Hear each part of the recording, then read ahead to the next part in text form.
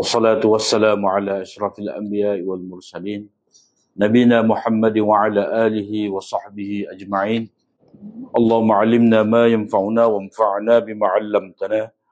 اللهم فقهنا في الدين وعلمنا التأويل وزدنا علما يا رب العالمين.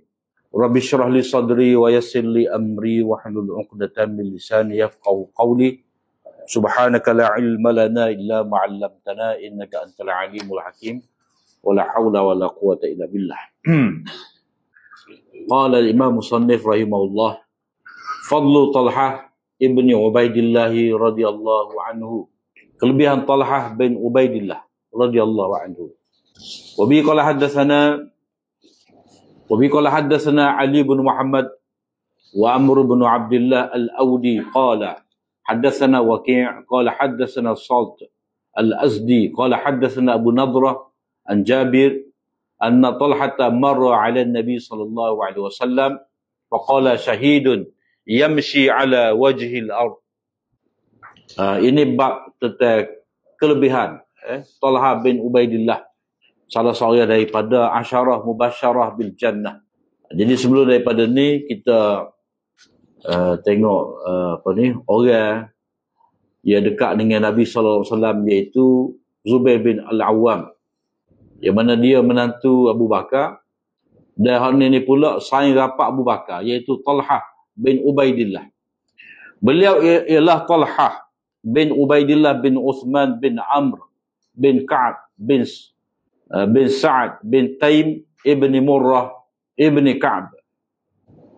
Kalau baca lagi kan, ibni Lu'ay ibni Ghalib. Nasabnya bertemu dengan Rasulullah sallallahu alaihi wasallam pada Murrah bin Ka'ab. Situ dia punya, moga sahabat-sahabat Nabi ni Quraisy, dia mesti akan bertemu pada datuk yang keberapa. Jadi Talhah ni dia bertemu dengan Nabi SAW pada peringkat Murrah bin Ka'ab. Dan dengan Abu Bakar As-Siddiq, maknanya bertemu pada Taim bin Murrah. Mana bawah lagi. Maknanya nisbah dekat dia dengan Nabi. Mana dekat dia dengan Nabi ke, dia dengan Abu Bakar, mana dia lebih dekat dengan Abu Bakar. Dalam pada itu, bilangan generasi keturunan antara mereka juga lah sama. Jadi dari segi tabaqah tu, maknanya bila kata bertemu dengan Abu Bakar pada peringkat Taim bin Murrah, jadi kalau ada lapisan generasi itu lebih kurang sama juga. Beliau digelar Abu Muhammad, yang ni kunyah dia Abu Muhammad. Beliau merupakan salah seorang daripada 10 sahabat yang diberi berita gembira dengan syurga, al-asyarah al-mubasyarah bil jannah. Dan beliau juga dikenali sebagai Talhah al-Fayyad, orang yang banyak memberi, melimpah. Fayyad. Ada juga disebutkan Talhah al-Jud, Talhah al-Khair. Ada juga. Talhah al-Jud, mana Talhah yang pemurah. Talhah al-Khair, mana Talhah yang banyak membuat kebajikan. Beliau memeluk Islam sejak awal lagi melalui tangan Abu Bakar Siddiq. Dengan sebab itu, Naufal bin Ibnu Khuwailid al-Adawi mengikat kedua-duanya, yakni tangan Talhah dan Abu Bakar, dengan seutas tali. Lalu dia katalah, dan Bani Tamim tidak mampu menghalang tindakan itu.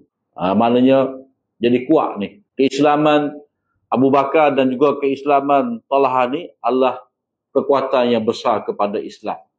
Oleh sebab itu, Talhah dan Abu Bakar digelar Al-Qarinan, dua sahabat karib. Qarin, maknanya tidak berpisah, sentiasa bersama. Talhah telah berhijrah dan Rasulullah sallallahu alaihi wasallam mempersaudarakannya dengan Abu Ayyub Al-Ansari. Beliau menyertai semua peperangan bersama dengan Rasulullah sallallahu alaihi wasallam kecuali Badar. Sebab apa? Kerana pada ketika itu beliau berada di Syam untuk urusan perniagaan. Jadi tidak dapat sebab hal ni Allah Ta'ala perintah supaya Nabi keluar, maknanya tanpa ada perancangan. Mana semata-mata tindakan mengejut Nabi SAW. Seperti mana yang kita maklum, Nabi nak pergi kejar kafilah Abu Sufyan ni, Nabi kata, hak mana ada dengan kelengkapan dia ni saja boleh ikut kita. Hak mana nak kelik ambil unta dia, tak payah. Tak payah. Kita nak pergi selalu ni. Hak mana nak kelik ambil unta, tak payah pakai hak mana ada. Kita pergi kejar kafilah Abu Sufyan. Itu ceritanya. Jadi ramailah sahabat yang tidak dapat pergi dalam peperangan Badar ni. Ada yang mengatakan beliau pergi ke Syam tadi atas urusan rasmi. Mana Nabi SAW menghantar dia ke Syam itu untuk berdakwah. Maka sehingga sebab itulah talahah tidak ada. Oleh sebab itu Rasulullah SAW tetap menetapkan saham harta rampasan dan ganjaran pahala Badar untuknya. Maknanya Nabi kata bahagia daripada ghanimah Badar tu ada bahagia juga untuk Talhah dan dia mendapat pahala juga. Menetapkan bahagia untuk Talhah ni daripada harta ghanimah Badar, ini bererti Talhah pergi atas urusan rasmi Nabi. Tu dia punya qarinah tanda. Jadi dia ada dua pendapat tadi, tidak pergi ke Badar kerana ada niaga di Syam, satu lagi kerana urusan rasmi dihantar oleh Nabi. Dakwah lah. Nak dakwah ke Syam. Jadi dia tidak dapat pergi. Bila Nabi menetapkan ada bahagia dia daripada habuan ataupun ghanimah peperangan Badar, itu berarti dia pergi dengan urusan rasmi. Pada hari peperangan Uhud, maknanya perang pertama yang disertai oleh beliau memiliki jasa yang besar. Tangannya menjadi lumpuh pada hari itu kerana melindungi Rasulullah SAW dengan tangannya. Sebelum kita dalam syarah ni dia kata Talhah tidak pergi ke Badar kerana Nabi SAW telah hantar beliau bersama dengan Sa'id bin Zaid untuk mengintip khabar rombongan daripada Syam. Maknanya Nabi dapat tahu rombongan Syam ni akan balik. Jadi sebelum pada tu Nabi hantar dah Talhah dan Sa'id bin Zaid untuk mengintip. Bukan untuk berdakwah. Dalam syarah ni kata untuk mengintip pergerakan rombongan dagangan Abu Sufyan tadi. Jadi dia balik dalam keadaan Nabi SAW telah selesai daripada berperang dengan orang musyrikin. Jadi pada ketika peperangan Uhud, beliau memberi jasa yang besar. Ketika mana orang ramai berpaling, beliau memberi bai'ah kepada Nabi untuk sanggup mati. Jadi pada waktu itu Malik bin Zuhair telah memanah Nabi SAW, maka Talhah melindungi wajah Nabi dengan tangan dia. Maka terkenalah jari khinsar dia. Mana jari khinsar? Jari mana ni? Clicking. Kena jari dia, lalu menyebabkan lumpuh. Jadi kena jari je tapi lumpuh. Sebab apa? Sebab pesen orang dahulu ni kalau dia buat panah, dia celup dengan racun. Dia celup dengan racun. Jadi kalau tak mati pun lumpuh, cacat. Jadi panah dia tu Malik bin Zuhair. Dan tangannya kekal begitu, mana dalam keadaan lumpuh sehingga beliau wafat. Ni kalau kata jihad besar ni, lagu ni lah risiko dia. Maknanya kalau kata luka cacat sampai bila-bila. Kalau mati. Maka dengan sebab itulah padahlah Allah Ta'ala nak halalkan harta ghanimah kerana risiko mati, risiko cacat, risiko ditawan oleh musuh. Maka pandailah, sesuailah Allah SWT nak menghalalkan harta ghanimah kepada orang mukmin dengan sebab berperang. Abu Bakar As-Siddiq apabila menceritakan tentang peperangan Uhud, beliau berkata itulah hari yang seluruhnya milik Talhah. Hari itu hari Talhah.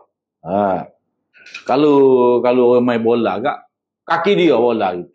Kaki dia, maknanya tak terlepas ke orang lain. Lepas tu dia nak sepak arah gol tu, maknanya dia lah kontrolnya. Syurga bagi Talhah. Ini kerana Rasulullah SAW pada waktu itu memakai 2 lapis baju besi, lalu baginda ingin bangkit untuk menaiki sebuah batu besar, panjat batu besar di situ, tetapi tidak mampu kerana beratnya baju besi itu.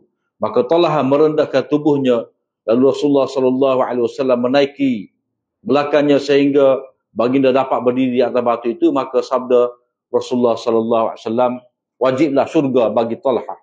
Mana dia berkhidmat untuk Nabi dan Nabi doakan untuk dia. Diriwayatkan daripada Qais bin Abi Hazim bahawa pernah dikatakan Talhah merupakan orang yang paling bijaksana dalam kalangan Quraisy.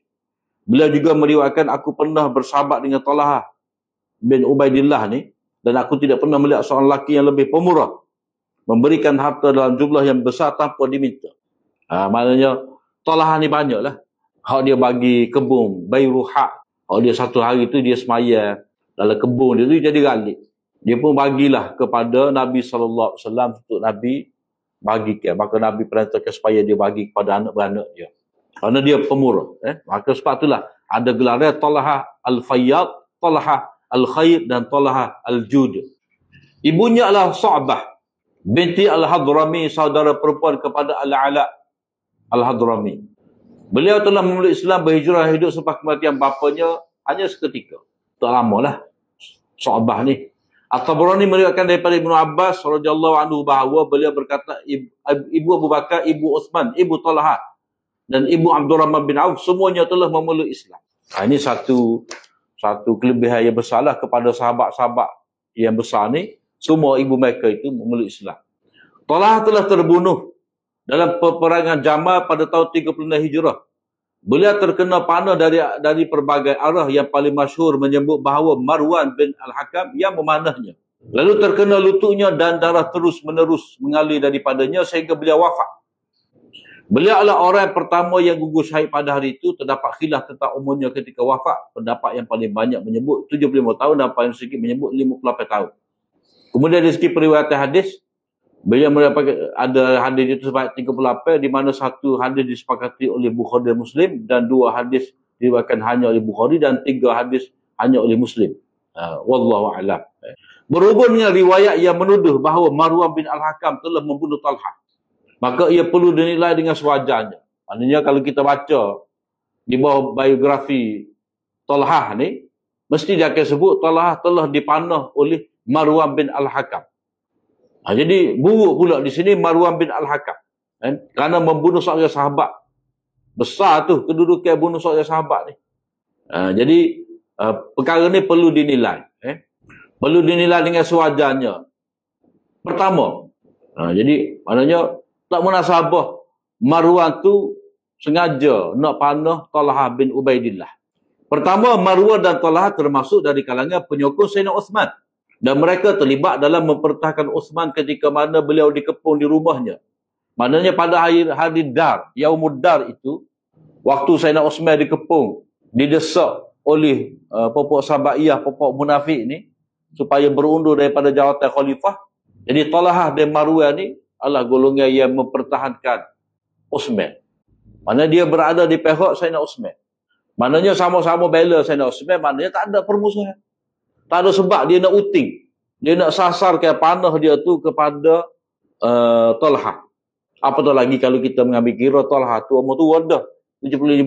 Apa dia nak bunuh orang tua? Sahabat Nabi pula. Jadi sebenarnya Marwan bin Al-Hakam ni, dia sama berada di pihak Uthman. Talha pun berada di pihak Uthman. Sebab Marwan bin Al-Hakam ni dia sepupu Uthman.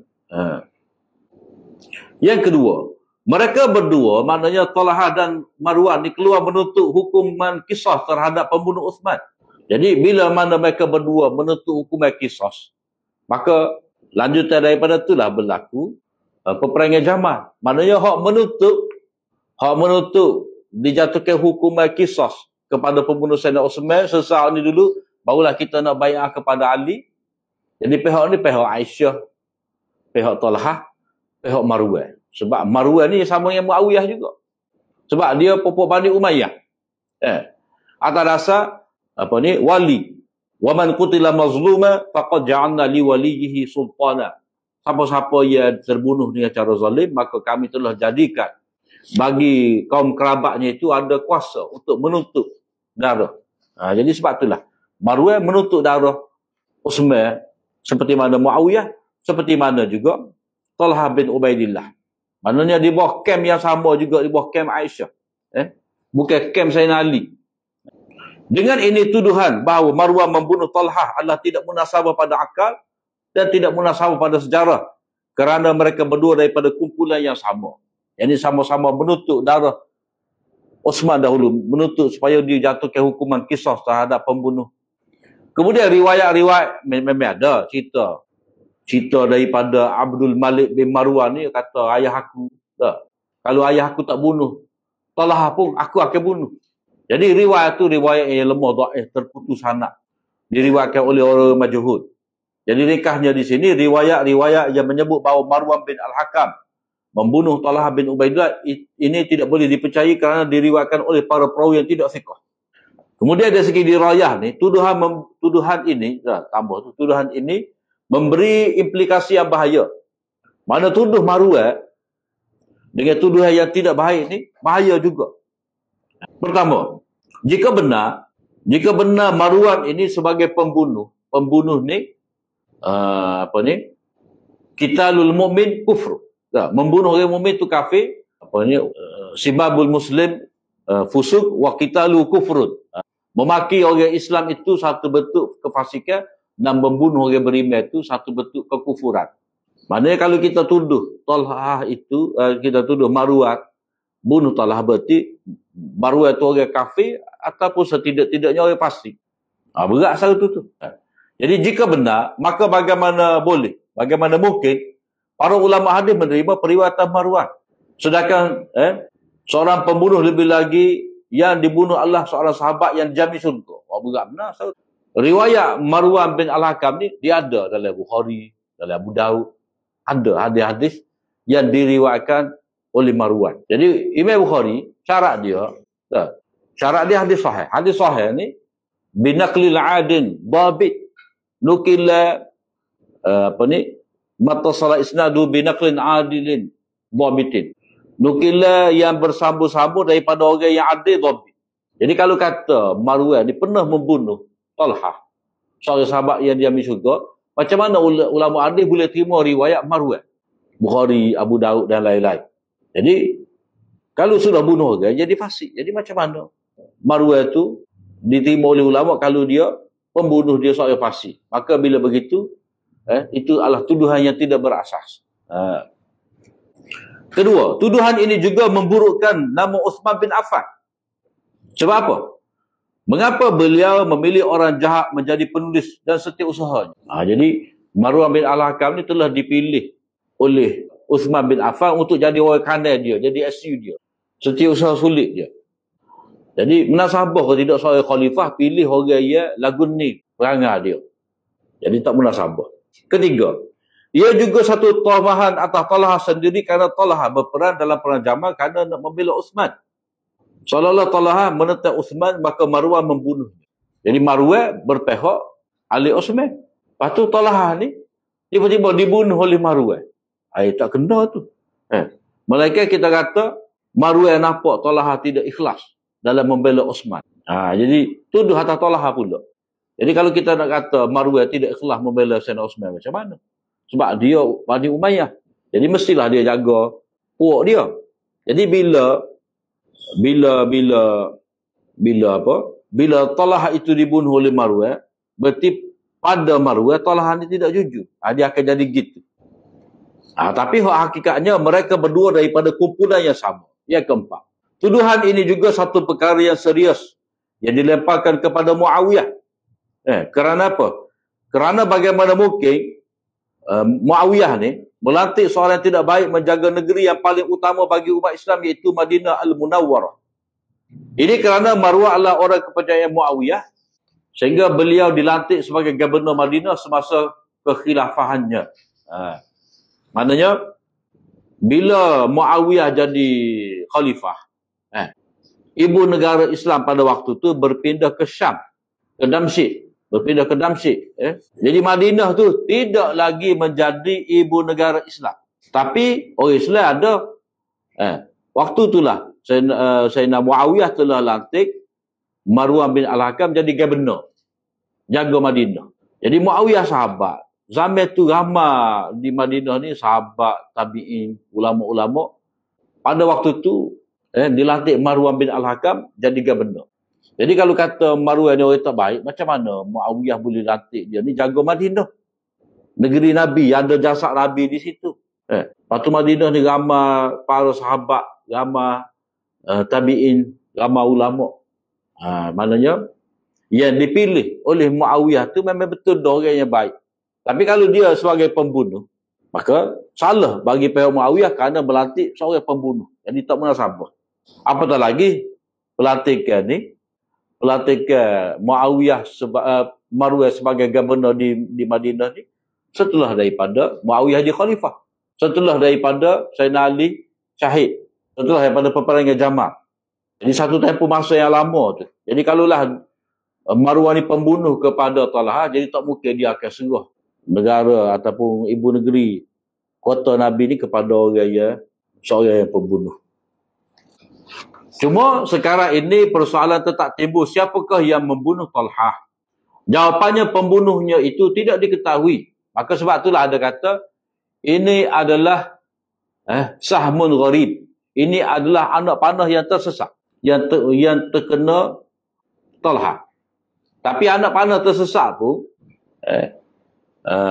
jadi pembunuhnya tidak diketahui, tetapi dimaklumi bahawa dia daripada pihak Ali. Maknanya yang tidak diketahui ni berada daripada pihak Ali, sebab ketika peperangan Jamal, Talha bersama dengan Aisyah, bersama dengan Muawiyah, bersama dengan Marwan, dua Ali ini lawan pihak Sayyidina Ali. Jadi tentu anak panah mari pada pihak Sayyidina Ali. Jadi tak kiralah anak panah tu dibunuh, dilepaskan oleh Marwan betul-betul di hadapan Talha. Jadi mesti daripada pihak Sayyidina Ali. Jadi siapa dia? Tidak diketahui. Jadi sebab itulah ada yang kata itu adalah pokok Sabaiyah, pokok Abdullah bin Sabah. Ada kata pokok Mesir. Ya.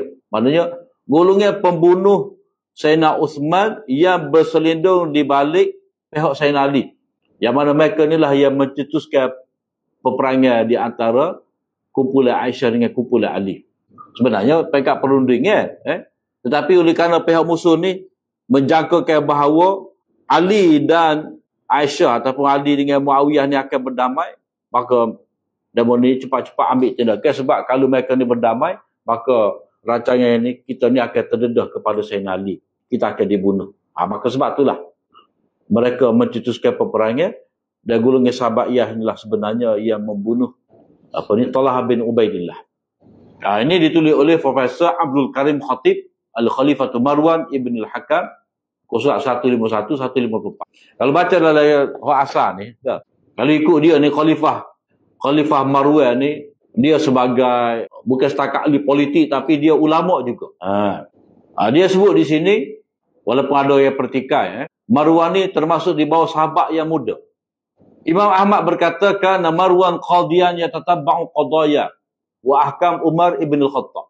Maknanya Marwan ni dia menjadi qadi sebab dia berada di Madinah.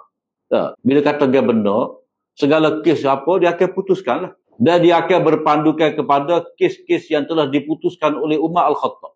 Itu.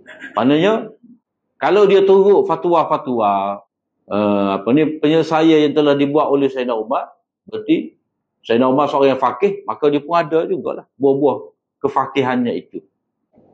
Beliau salah seorang daripada perawi hadis Nabi SAW. Beliau ada meriwayatkan daripada Umar Al-Khattab, Uthman bin Affan dan Ali bin Abi Talib.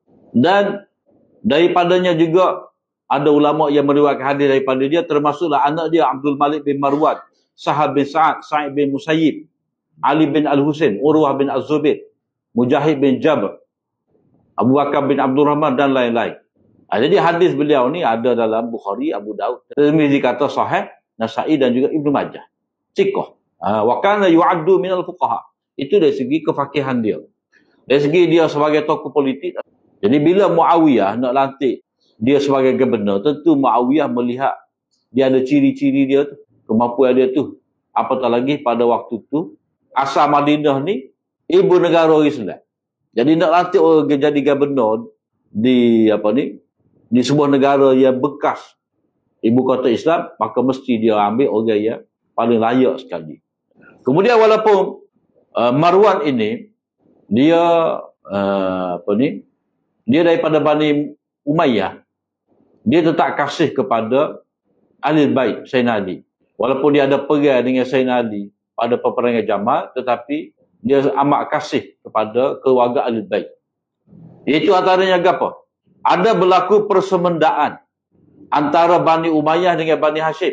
Kerana Muawiyah bin Marwan telah berkahwin dengan Ramlah, anak perempuan Sayyidina Ali. Dia besar. Maknanya Marwan ni dia besar dengan Ali bin Abi Talib. Anak Sayyidina Ali bernama Ramlah, anak Marwan ni bernama Muawiyah. Kemudian Zainab bintil Hasan Al-Musanna, dia berkahwin dengan cucu Marwan. Panjanglah ceritanya. Cumanya kalau kita baca dalam sejarah ni, Marwan ni nampak buruk. Marwan ubah sunnah Nabi, Marwan nak jadikan khutbah dulu, raya-raya dulu baru nak semaya, nampak buruk. Sedangkan benda-benda tu mungkin semaya sunat kan. Mungkin bagi dia tak apa nak ubah tu. Sebab asal hukum semaya hari raya sunat. Jadi nak dahulukan, ikut pandangan dia nak dahulukan khutbah sebelum air semaya, tak apalah bagi dia. Sebab kalau talihnya nak dahulukan semaya Zuhur Jumaat baru nak khutbah. Itu tak boleh. Tapi ijtihad dia tu tetap salah. Kerana melanggari sunnah Nabi. Cuma bagi dia tu dia telah berijtihad, tapi ijtihad dia tersalah. Jadi kadang-kadang orang duk akak kesilapan dia tu sehingga memburukkan kedudukan dia. Kemudian hadis yang pertama ni, hadis ni mudah cerita hadis tidak sahih. Hadis tidak sahih. Iaitu Talhah melintasi dekat dengan Nabi SAW. Lalu Nabi bersabda, seorang yang mati syahid berjalan di atas muka bumi.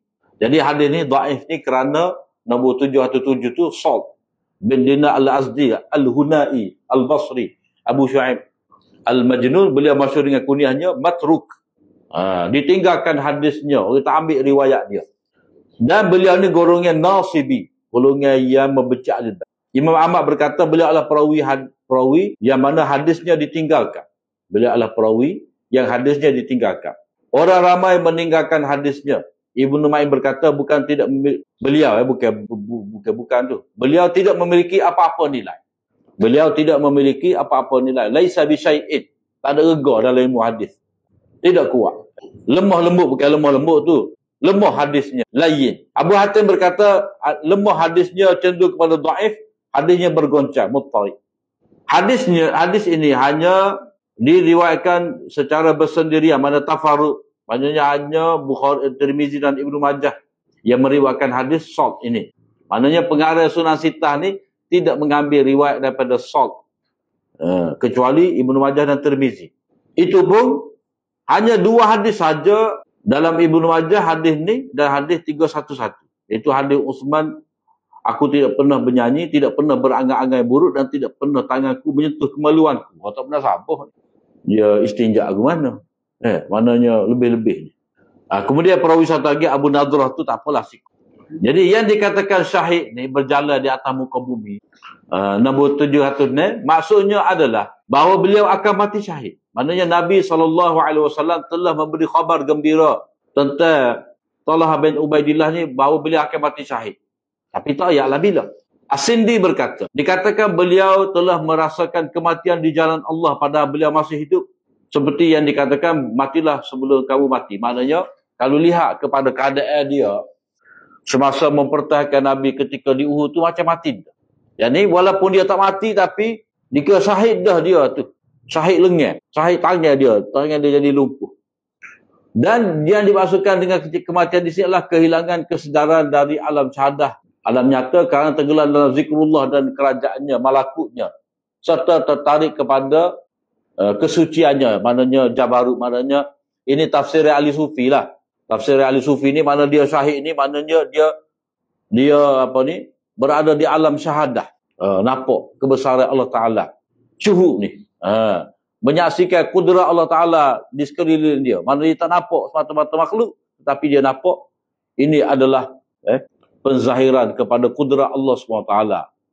Dikatakan juga maksudnya adalah beliau merasakan kesakitan kematian demi Allah pada beliau masa hidup. Jadi ketika beliau merasakan pelbagai kesukaran jalan Allah, seolah-olah beliau telah mati. Dan juga dikatakan ini adalah majaz, yang kiasan pada makna yang pertama, iaitu beliau akan mati syahid. Syekh Muhammad bin Ali bin Adam Al-Itufi Al-Walla'i berkata, semua pendapat ini kecuali pendapat yang terakhir jelas jauh dari makna hadis. Mana tafsir ayat sufi ni, terlalu sufi, jauh daripada lafaz hadis. Jadi hak masuk munasabahnya, beliau adalah orang yang akan mati syahid. Maknanya dia akan mati syahid. Ini samalah seperti Nabi kata kepada bukit, duduk dia.